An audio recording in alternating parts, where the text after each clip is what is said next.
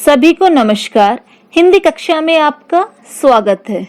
आज हम कक्षा 7 की हिंदी पाठ्य पुस्तक ज्ञान सागर का 11वां पाठ उस रात की बात पढ़ेंगे, जो कि मिथिलेश्वर जी द्वारा लिखित है। मिथिलेश्वर जी ने कहानी के अलावा उपन्यास विधा में भी अपनी अनेक कृतियां दी है। सोवियत लैंड नेहरू पुरस्कार से सम्मानित लेखक ने बच्चों के लिए भी कई पुस्तकें लिखी हैं, जो मनोरंजन के साथ साथ नैतिक गुणों का भी विकास करती है। तो अपनी इस कहानी में कथाकार बता रहे हैं कि कैसे उस रात उसने एक गरीब बुढ़िया की मदद नहीं की, जो कि उस समय बहुत लाचार थी। और समय का परिवर्तन देखिए कि जब लेखक उस अंधेरी रात में सुनसान जंगल में बिल्कुल अकेला पड़ गया और उसे कहीं से कोई उम्मीद नहीं दिखाई दी, तो वो ही बुढ़िया, जिसे लेखक ने भिखारिन कहकर घर से निकाल दिया था, उसी बुढ़िया ने उसकी सहायता की और वो आतिथ्य सत्कार किया कि लेखक पानी पानी हो गया। और लेखक ने बुढ़िया के घर से जो मानवता का पाठ पढ़ा, वो हमेशा के लिए उसके दिल में बैठ गया। तो आइए लेखक के साथ साथ हम भी इस कहानी को पढ़ते हैं। तो देखिए, जिंदगी में कभी कभी ऐसी अनहोनी घटना घट जाती है जो आदमी के आचार विचार को बदल डालती है। मेरे साथ भी ऐसा ही हुआ है। उस घटना को मैं कभी भूल नहीं पाता। एक दिन मैं अपने परिवार के साथ आराम कर रहा था, तभी दरवाजे पर किसी की आहट सुनाई दी। मैंने बाहर जाकर देखा, मैले कपड़ों में एक बुढ़िया खड़ी थी, जो कि चेहरे से भिखारिन लग रही थी। लाल रंग का कागज का टुकड़ा मेरी ओर बढ़ाती हुई बिलख कर रो उठी। मेरा बेटा बहुत बीमार है, डॉक्टर ने बहुत महंगी दवाई लिखी है, मेरे पास पैसे नहीं हैं, कुछ सहायता कर दीजिए, भगवान आपका भला करेगा। मैं समझ गया, यह भीख मांगने का बहाना है। अक्सर लोग ऐसा करते हैं, कभी धर्म के नाम पर, कभी अकाल, कभी बाढ़ या बीमारी के नाम पर। वे भिखारी नहीं कहलाते, लेकिन पैसे अधिक पा जाते हैं। मैंने अंदर आकर बेटी से उस भिखारिन को 2-4 पैसे दे आने को कहा।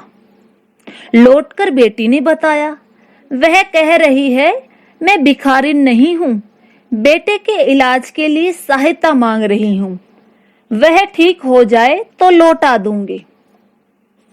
मैंने बेटी को समझाया, ये सब भीख मांगने के तरीके हैं, पैसों के लिए ये लोग क्या क्या नहीं करते, छोड़ो, थोड़ी देर में खुद लौट जाएगी। मेरी पत्नी को दया आ गई। उसने बेटी को 1 रुपये का नोट देते हुए कहा, कह देना कि और घरों से मांग ले। किंतु इस बार भी बुढ़िया ने मना कर दिया।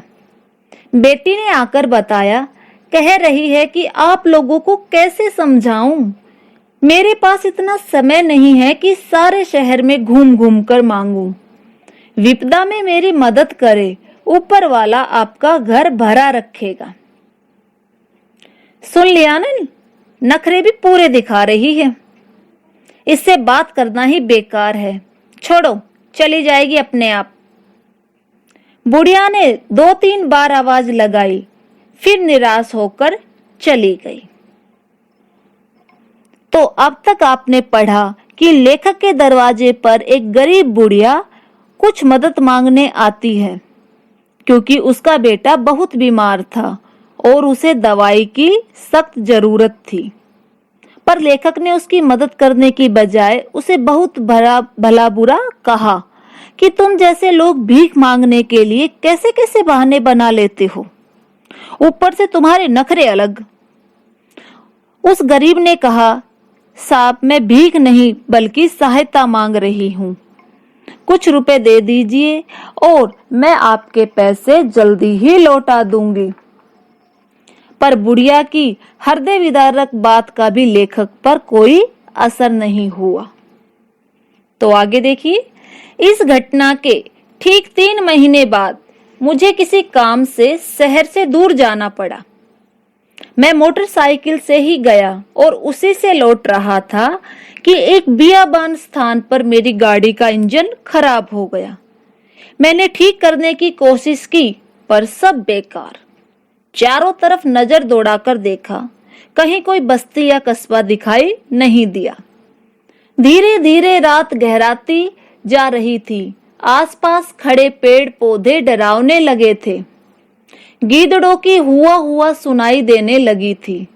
जंगली जानवरों और चोर लुटेरों के डर से मैं घबरा उठा। अचानक मेरी नजर सामने दूर टीले पर पड़ी। मन में एक आशा बंधी। मैं साहस कर टीले पर जा पहुंचा। मोटरसाइकिल सड़क के किनारे ही छोड़ दी थी। कुछ ही दूरी पर रोशनी दिखाई दी। वह एक छोटी बस्ती थी। बस्ती में घुसते ही सबसे पहले घर का दरवाजा खटखटाया। एक बुढ़िया लालटेन लेकर बाहर आई। मैंने अपनी परेशानी कह सुनाई। रास्ते में मेरी मोटरसाइकिल खराब हो गई है, टीले के उस पार खड़ी है। अगर यहाँ कोई मिस्त्री मिल जाए तो मैं घर पहुंच जाऊं। उस बुढ़िया ने अपने बेटे और पति को बुलाया। उन्होंने कहा कि उस बस्ती में कोई मिस्त्री नहीं है। पास के गांव से सुबह उनका बेटा बुला लाएगा। रात भर में वहीं ठहर जाऊं। मेरे सामने कोई और रास्ता नहीं था। मैं उस झोपड़ी में बिछी एकमात्र चारपाई पर बैठ गया। बुढ़िया ने कहा, बेटा मुंह हाथ धो लो, जो बना है तुम भी खा लेना। नहीं नहीं, मुझे भूख नहीं है। ऐसे कैसे हो सकता है, हम खा ले और अतिथि भूखा सो जाए।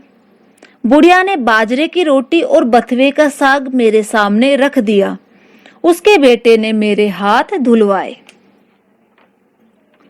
खाना खाते हुए लालटेन की रोशनी में बुढ़िया को ध्यान से देखा। देखते ही मैं सन्न रह गया। यह तो वही बुढ़िया थी जो सहायता मांगने मेरे दरवाजे पर आई थी। बातचीत से पता लगा कि उसका यही लड़का अस्पताल में था। मैंने बड़ी मुश्किल से रोटी निगली। मन ही मन मैं उस दिन के व्यवहार पर लज्जित हो रहा था। गर्मी की रात थी। बुढ़िया, उसका पति और बेटा जमीन पर सोए, लेकिन मेरे लिए उन्होंने चारपाई बिछा दी। उनके इस भले व्यवहार ने मुझे और भी लज्जित कर दिया। सोचते सोचते न जाने कब मेरी आंख लग गई। सुबह मेरे उठने से पहले ही उसका बेटा मिस्त्री को बुला लाया। मिस्त्री ने घंटे भर में मेरी मोटरसाइकिल ठीक कर दी। इस बीच बुढ़िया ने मेरे बार बार मना करने पर भी चाय तैयार कर दी। चलते समय मैंने बुढ़िया के हाथों में कुछ रुपए देने की कोशिश की, लेकिन उसने मना कर दिया। कहा, हमने पैसे के लिए आपकी मदद नहीं की। हम गरीब जरूर है, पर हमारा दिल गरीब नहीं है। मैं वहां से चल पड़ा। बुढ़िया और उसके परिवार के प्रति मेरे मन में आदर का भाव था। मुझे अपने किए पर पछतावा हो रहा था। बुढ़िया और उसके परिवार ने मुझे मानवता का पाठ पढ़ाया था। मैंने तभी सोच लिया कि उनके पढ़ाए पाठ पर जीवन भर अमल करूंगा। तो आपने अब तक पढ़ा कि उस रात की बात को करीब 3 महीने बीत गए और लेखक को किसी काम से शहर से दूर जाना पड़ा, और जब लेखक वापस लौट रहा था तो सुनसान जंगल में उसकी मोटरसाइकिल खराब हो गई। वहां दूर दूर तक कोई बस्ती कस्बा नहीं था। रात बढ़ती जा रही थी और लेखक को जंगली जानवरों और चोर लुटेरों से डर भी लग रहा था कि तभी अचानक लेखक को कुछ दूरी पर रोशनी दिखाई देती है। लेखक उस रोशनी वाले घर पर जाकर मदद मांगते हैं और उस परिवार ने लेखक की यथासंभव मदद भी की। अतिथि सत्कार में भी कोई कमी नहीं छोड़ी। खुद जमीन पर सोए, लेकिन लेखक को मेहमान की तरह आदर दिया। और जब लालटेन की रोशनी में लेखक ने उस बुढ़िया का चेहरा देखा तो वो लज्जित हो गया कि एक दिन वो था, सब कुछ होते हुए भी मैंने इस बुढ़िया की मदद नहीं की, और एक आज का दिन है कि इसने मुझे पहचान कर भी मेरे साथ इतना भला व्यवहार किया। चलते हुए लेखक ने कुछ रुपए देकर बुढ़िया का बुढ़िया की मदद करनी चाहिए, पर उसने मना कर दिया कि हम गरीब जरूर है पर हमारा दिल गरीब नहीं है। तो आपने देखा कि यहाँ पर हमारी जो कहानी है वो समाप्त हो गई। तो इस कहानी से हमने क्या सीखा कि हम नैतिक मूल्य की जरूरत और महत्ता को समझेंगे। कहानी में आए परोपकार, अतिथि सत्कार को जीवन में अपनाने का प्रयास करेंगे। अच्छा व्यवहार और उच्च चरित्र जैसे गुणों का जीवन में विकास करेंगे और निस्वार्थ भाव से लोगों की मदद करेंगे। तो आज के लिए इतना ही। अगले पाठ के साथ आपसे जल्द मिलते हैं। धन्यवाद।